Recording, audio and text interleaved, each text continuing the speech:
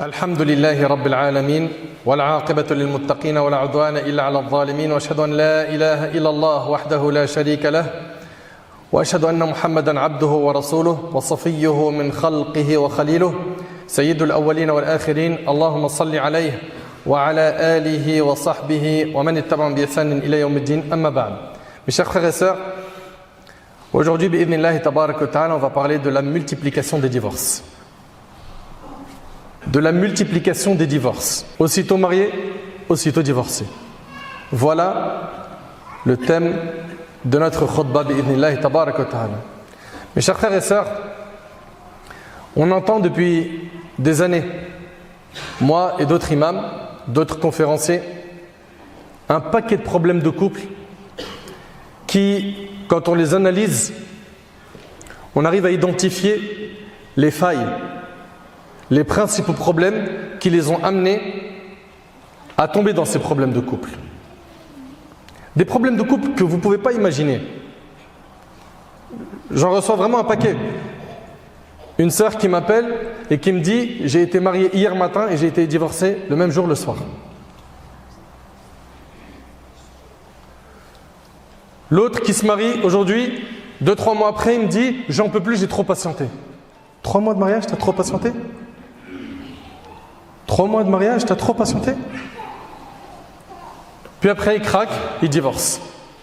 Et c'est devenu aujourd'hui quelque chose qui se fait facilement, sans réfléchir aux conséquences de cet acte.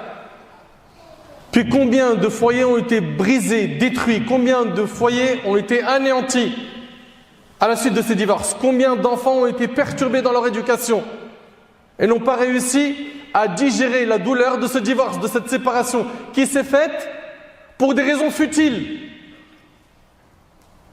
Et là aujourd'hui, le sujet de cette khutbah, c'est ces divorces qui sont multipliés pour des futilités. Je ne parle pas de ceux qui divorcent pour des raisons valables, car on va en parler bi'idhnillah. On parle surtout ici de quoi? De gens qui malheureusement divorcent pour rien. Mes chers frères, mes chères sœurs, l'islam a accordé énormément d'importance à la famille. À la famille. Et nous avons énormément de textes qui viennent préserver le cocon familial, qui viennent nous montrer l'importance de la famille. Comme le prophète dans un hadith, il dit « La yadkhulul jannah qati'. N'entre pas au paradis celui qui rompt ses liens de famille. » Donc on a plein de textes qui nous poussent à quoi? À maintenir les liens de famille. Le prophète il dit « Celui qui maintient les liens de famille n'est pas celui qui rend le bien par le bien, mais c'est celui qui, lorsque sa famille a rompu les liens, continue à les maintenir. » Donc nous avons dans nos textes l'importance de la famille. L'importance de prendre sur soi, pourquoi? Pour préserver la famille. Et dans notre religion, le mariage a une place très importante. Et dans notre religion, toutes les étapes du mariage ont été clarifiées dans nos textes. De l'étape de la rencontre à l'étape de la cérémonie de mariage, à la suite, jusqu'à l'éducation des enfants. Chaque étape du mariage, vous trouverez que nos textes sont venus nous apporter de quoi? Trouver un équilibre dans notre vie, un épanouissement. Mais c'est lorsqu'on s'est détourné du livre d'Allah et de la sunna du prophète qu'on a fragilisé nos familles, qu'on a fragilisé nos couples, voire pour certains ils les ont détruits. Allah tabarak wa ta'ala il nous dit, et j'aimerais que vous méditiez sur ce verset, qui est une base sur la relation de l'homme avec sa femme. Allah Ta'ala dit وَعَاشِرُهُنَّ بِالْمَعْرُوفِ فَإِنْ كَرِهْتُمُوهُنَّ فَعَسَىٰ أَنْ تَكْرَهُوا شَيْئًا وَيَجْعَلَ اللَّهُ فِيهِ خَيْرًا كَثِيرًا. Allahu Akbar. Subhanallah, on s'est tellement éloigné du livre d'Allah. Méditez avec moi sur ce verset. Allah subhanahu wa ta'ala dit et comportez-vous convenablement envers elles, envers vos épouses, et un bon comportement. Et on va voir par la suite que le prophète a encouragé cela. Et attention, c'est dans les deux sens. C'est pas simplement l'homme il est bon et en face de lui il a quoi? Une femme qui est mauvaise, qui parle mal, qui répond mal, etc. Non, c'est dans les deux sens que cela doit se faire. Et regardez Allah Ta'ala, il dit quoi? Il dit si vous avez de l'aversion envers elle durant la vie commune, écoutez, vous entendez? Si vous avez de l'aversion, l'aversion c'est de l'amour ou l'inverse? C'est pas de l'amour, on est d'accord ou pas? C'est la répulsion, hein? La répugnance, peut-être de la haine. Qu'est-ce qu'Allah nous dit? Si tu as de la haine, tu divorces. Écoute, toi qui es musulman, Parce qu'aujourd'hui, c'est ce qu'on entend. Quand je prends les problèmes de couple, qu'est-ce que j'entends? Mon frère, je l'aime plus. Ou le frère qui dit, j'ai plus de sentiments pour elle, je l'aime plus.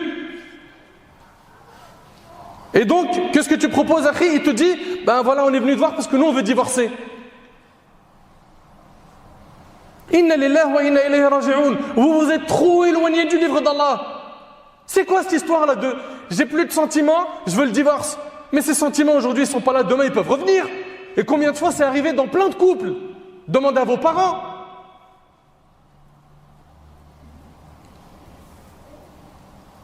Pour toi c'est un critère que les sentiments et l'amour perdurent tous les jours, 365 jours pour que tu puisses la garder? S'il y a 10 jours de secousse, tu penses au divorce? Et toi aussi ma sœur? Mais qu'est-ce que vous racontez là? Regardez, Allah il dit quoi? Et comportez-vous convenablement envers elle. Si vous avez de l'aversion envers elle durant la vie commune, écoutez ce qu'il dit Allah. Il se peut que vous ayez de l'aversion pour une chose où Allah a déposé un grand bien. Allahu Akbar. Allahu Akbar. On voit bien que dans le Coran, Allah ne nous dit pas, si tu ne l'aimes plus ou que tu es fâché contre elle, divorce. Mais c'est pas ça. Le divorce c'est pour des cas extrêmes, des cas, c'est des lignes rouges qui sont bien définies dans notre religion. Mais aujourd'hui on entend quoi? Ah, j'ai plus de sentiments pour lui, j'ai plus de sentiments pour elle. Vous vous croyez dans une télé-réalité. La réalité est tout autre. Ouvrez les yeux et suivez les commandements divins et prophétiques afin d'avoir une stabilité dans nos foyers. Et c'est comme ça qu'on maintient une société équilibrée. Ça commence par la famille. Mais quand toutes les familles elles sont déchirées parce qu'ils ont divorcé pour que des futilités, mais qu'est-ce qu'on a comme société? C'est terrible. Regardez, Allah il dit quoi? Il dit, subhanallah, si vous avez de l'aversion envers elle durant la vie commune, durant la vie de couple, il se peut que vous ayez de l'aversion pour une chose où Allah a déposé un grand bien. Regardez, subhanallah, ce que nous dit Cheikh Saadi, rahimahullah, sur l'explication de ce verset. Il dit, accrochez-vous à vos épouses, même dans des moments où quoi, où vous ne les aimez pas, où vous avez plus ces sentiments que vous aviez avant. Car dans cela, il y a un grand bien. Il est où le grand bien? 1, tu as obéi à l'ordre d'Allah. 2, tu as fait jihad nafs. Tu as travaillé ton ego. 3, tu as montré l'excellente qualité du musulman qui se part de quoi? As-sabr, la patience. Mais ça c'est énorme auprès d'Allah. Et toi tu penses qu'Allah il va te léser avec ses qualités et ses comportements? Mais au contraire, on le sait très bien que après l'obscurité de la nuit vient quoi? La lumière du jour. Après l'épreuve vient la délivrance. Mais on n'a plus de patience. Il se peut donc qu'aujourd'hui tu l'aimes pas, mon frère ou toi ma soeur, et que demain, ça y est, les sentiments repartent. Allah subhanahu wa ta'ala, il te dit pas de tout de suite appuyer sur le bouton divorce, comme on l'entend aujourd'hui.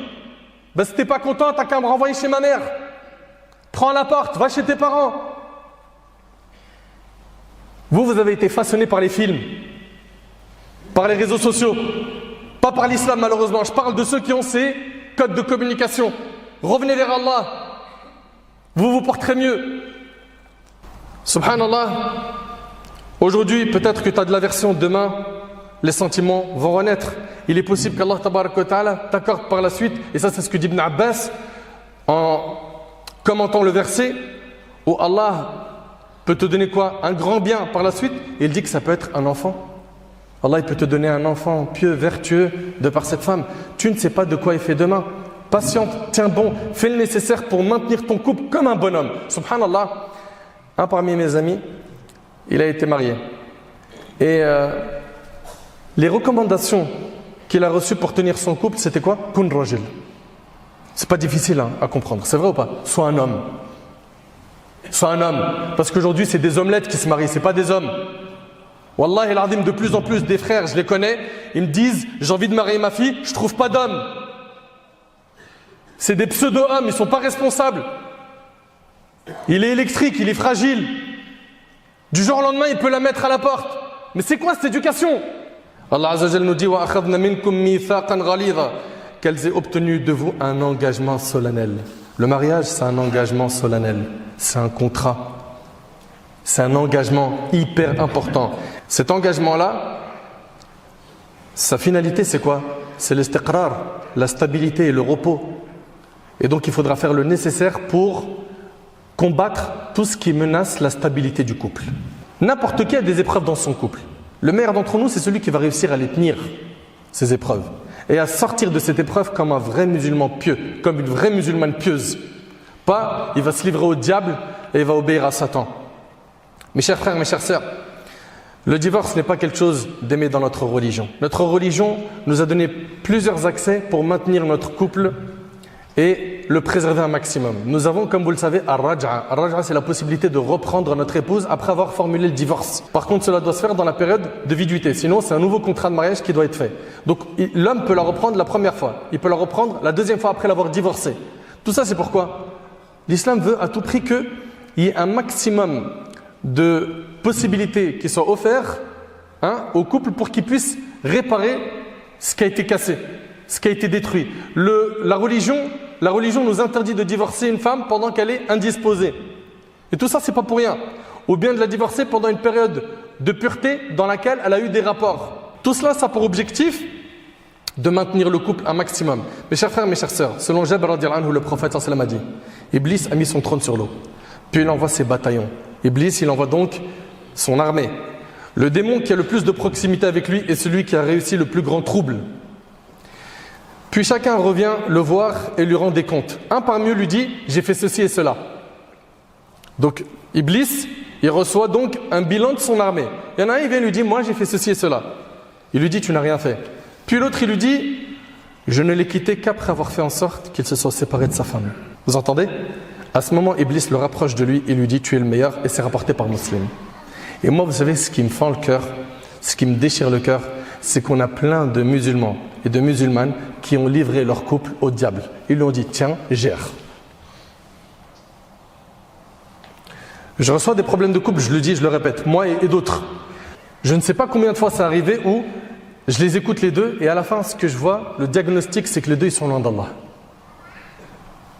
Corrigez votre relation avec Allah, Allah, il corrigera ce qu'il y a entre vous. Réparez ce que vous avez détruit dans votre relation avec Allah, Allah, il va réconcilier vos cœurs. Ils sont loin de la salat, ils sont loin du din, dhikr, rare, ta'allum al-ilm, ils apprennent plus la science. Et pourquoi faire apprendre la science? On n'a pas le temps, nous. Et puis on n'en voit pas l'utilité. Et voilà. Suite à ces comportements, ils se plaignent de choses. Quand tu écoutes, tu te dis, elle est où taqwallah? Elle est où la piété? La piété, elle est éteinte. Pourquoi? Il n'y a pas de pratique religieuse sérieuse. Et ça, on va en parler de ce point par la suite, Inch'Allah.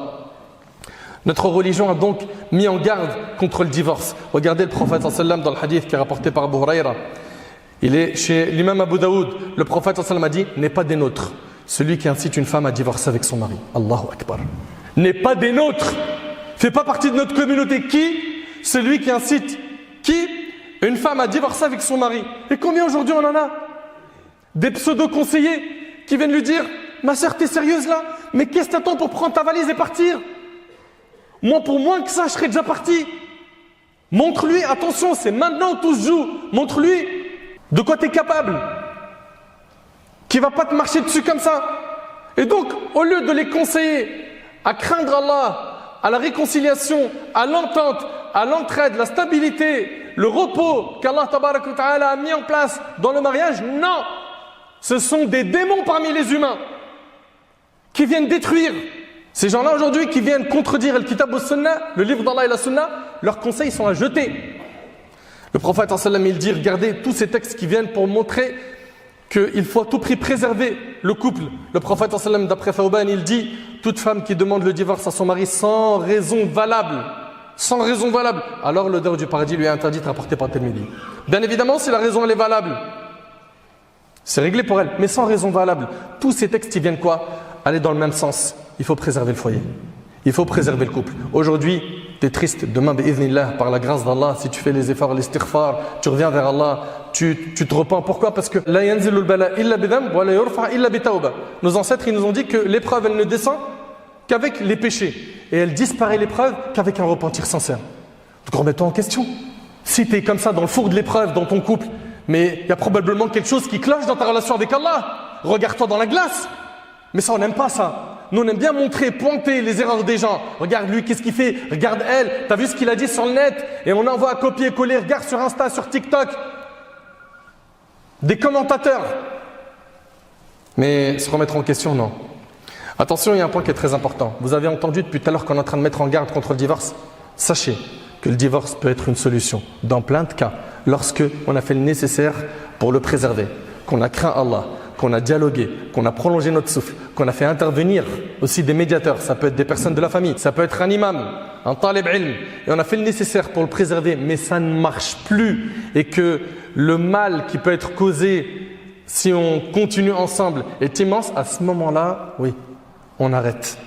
On arrête et on se sépare, écoutez attentivement s'il vous plaît, selon le Coran et selon la Sunna. Ils se marient selon le Coran et la Sunna. Ouais, allô, mon frère Nader. Ouais, allô, t'es l'imam. Ouais, allô, on a un mariage, on a un halal. Coran, Sunna. Le divorce, il se fait dans le tribunal, avec des faux témoignages. Ils mentent l'un sur l'autre. Pourquoi? Pour faire du tort. Je vais lui détruire sa vie, je vais lui pourrir sa vie. Mais je ne comprends pas en fait. Vous êtes musulman comment vous? En CDD? Comment vous êtes musulman? Vous êtes musulman toute l'année ou de temps en temps? Un petit mois comme ça, pendant Ramadan. Allez, je vais faire le hajj cette année pour diminuer un peu les péchés. Allez, une petite umrah. Vous êtes sérieux ou quoi? Vous êtes mariés selon le Coran et la Sunna, vous divorcez selon le Coran et la Sunna. De manière apaisée, ça reste ta sœur en islam. Ça reste ton frère. On ne s'humilie pas, on ne se rabaisse pas. Si tu as subi une injustice, patiente lillah tabarak wa ta'ala, fais le nécessaire pour ne pas répondre au mal par le mal. Voilà ce que nous dit notre religion. Allah tabarak wa ta'ala dit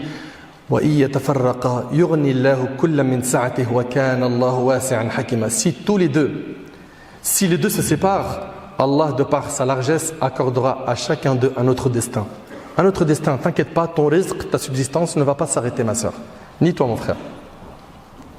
Et puis il est possible qu'Allah tabarak wa ta'ala te facilite par la suite le mariage avec quelqu'un qui soit meilleur que la personne que tu viens de perdre par le biais du divorce. Et Allah est plein de largesse et parfaitement sage. Mes chers frères, mes chères sœurs, tous les foyers des musulmans sans exception connaissent des secousses de temps à autre.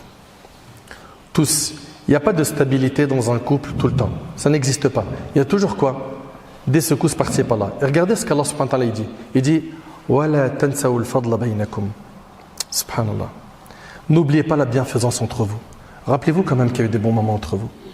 Rappelle-toi de tous ces moments où tu as rigolé avec elle.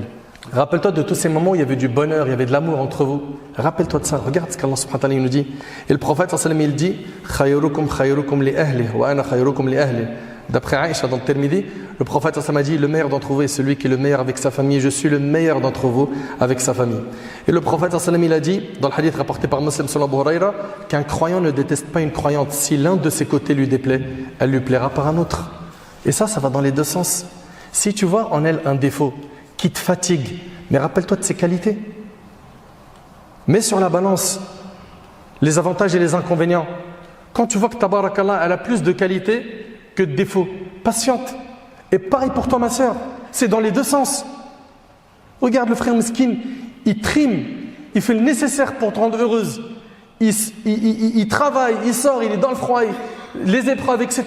pour te rendre heureuse. Patientez. Et si un jour tu penses au divorce, eh bien rappelle-toi qu'Allah subhanahu wa ta'ala n'aime pas le divorce et il aime quoi? Il aime plutôt le mariage. Et que le diable, lui, plutôt, il aime le divorce. Et rappelle-toi que cette femme, aujourd'hui, que tu n'aimes pas, elle t'a fait rentrer le bonheur dans ton cœur plus d'une fois dans ta vie.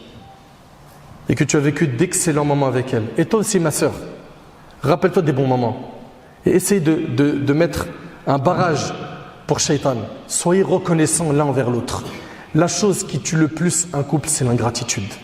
C'est que le frère, il est là, il fait des efforts et des efforts et des efforts et les cadeaux, et il s'entretient, il se fait beau, il se parfume, il fait des sorties, des voyages surprises, etc. Et en face, il a un mur d'ingratitude. Et de l'autre côté, pareil, la sœur, Meskina, elle se fait belle, elle prépare un bon plat. Moi, je me rappelle, il y avait une sœur, elle m'avait dit j'ai mis le paquet, j'ai fait un plat, j'attendais des éloges, des compliments, et il mange. Je lui dis ça va? Il me dit bah ouais, pourquoi? Il lui a planté un coup de couteau dans le dos. Mais apprenez à être reconnaissant. Le prophète sallam a dit celui qui ne remercie pas les gens n'a pas remercié Allah. Elle est où la reconnaissance? Très rapidement, pourquoi aujourd'hui on a beaucoup de divorces? Il y a plein de points et je vais les évoquer rapidement. Pourquoi aujourd'hui on a beaucoup de divorces? Premièrement, parce que il n'y a plus de patience dans les couples. Et moi j'aimerais pour le point de la patience qu'on fasse une chose très simple. On peut regarder s'il vous plaît nos parents et nos grands-parents. Ils ont patienté dans leur couple ou pas? Est-ce que eux, leur couple il a été rose du début à la fin? Est-ce que vous n'avez pas des fois assisté à des scènes où il est possible que le ton il est élevé par madame ou par monsieur et que voilà ils se prennent un peu la tête? Bon, on l'a déjà vu. Peut-être qu'on a vu ça chez nos parents et chez nos grands-parents et ils ont tenu leur couple, ils ont patienté. La patience, il n'y en a plus. Deuxièmement, l'ignorance des règles religieuses. Ils se marient, ils ne connaissent pas les droits et les devoirs du mari et de l'épouse. Ils ne les connaissent pas. Elle ne sait pas, elle, c'est quoi être une épouse dans la religion. Lui, il ne sait pas c'est quoi être un époux. Résultat des comptes, comme les droits ils sont bafoués, ça provoque des tensions. 3, parmi les causes aussi du divorce, il y a quoi? La faible pratique religieuse. Et là, je vous mets en garde, tous, contre le fait de vous marier avec des gens qui ne pratiquent pas le din juste parce qu'ils sont beaux ou ils ont de l'argent ou qu'ils sont de grandes familles. S'il vous plaît, barakallahu fikoum, épargnez-nous. Pourquoi je dis épargnez-nous? Parce que vous vous mariez aujourd'hui, c'est quelques semaines, quelques mois après, vous atterrissez dans nos bureaux. Je me souviens, il y avait une sœur, je l'avais au téléphone, elle m'a dit mon mari m'a trompé et il me trompe avec des jeunes, des lycéennes. Je lui dis mais c'est grave, vous êtes sûr? Oui, j'ai des vidéos, j'ai des preuves à l'appui. Et après je lui pose la question, vous priez ma sœur? Non. Lui il prie? Non. Je dis réparez votre relation avec Allah. Allah il réparera votre relation. Je ne peux rien faire pour vous. Comprenez que vous avez besoin de l'aide d'Allah. Nous on est musulmans. Et on a besoin de l'aide d'Allah. Mais qu'est-ce que tu veux faire? Qu'est-ce que tu veux construire avec un homme et une femme qui sont loin d'Allah? C'est la destruction. Vous avez donné votre couple au diable. Vous êtes sa PlayStation.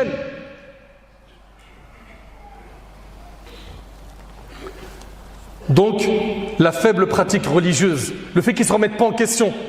Il voit devant quelqu'un qui lui dit c'est pas bon, c'est pas bon, c'est pas bon, avec des arguments fondés.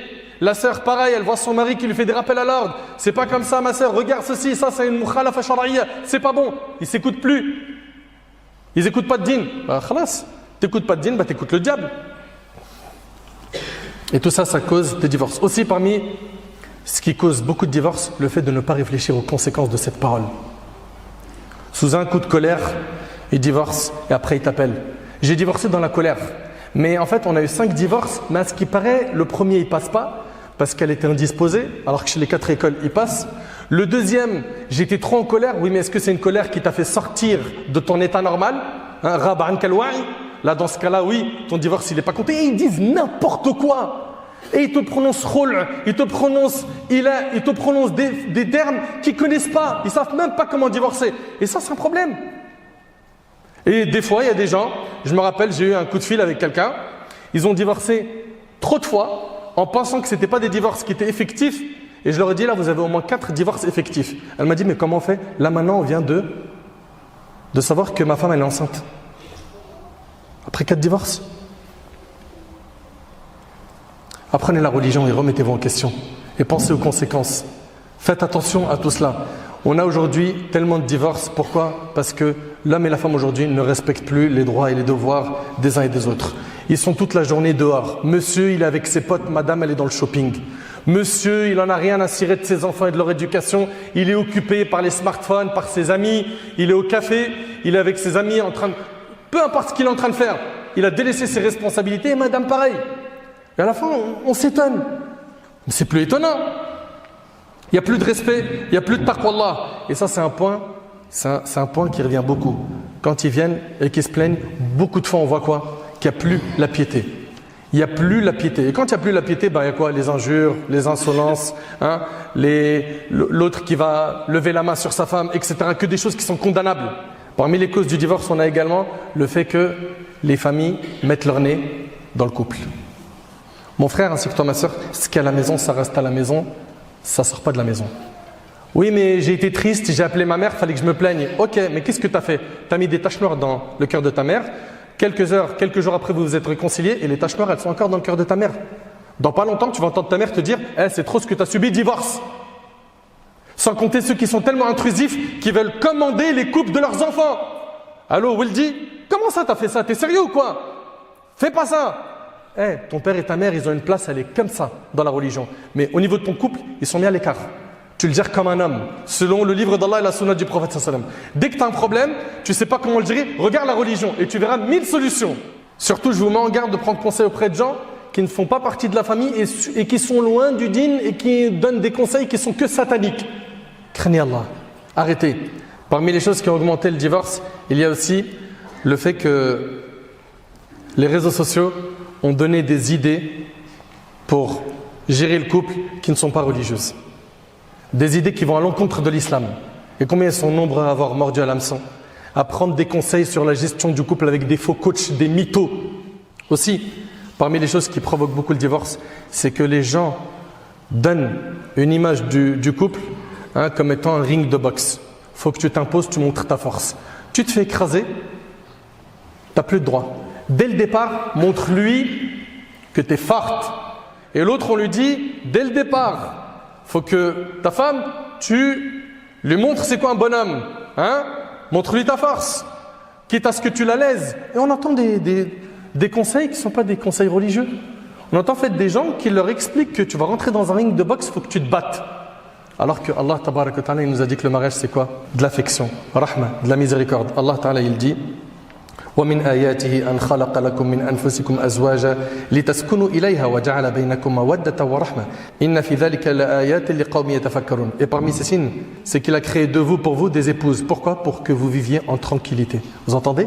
L'objectif du mariage, c'est pas de se faire la guerre, c'est de vivre en tranquillité. Et il a placé entre vous de l'affection et de la miséricorde. Et il y a en cela des signes pour des gens qui réfléchissent.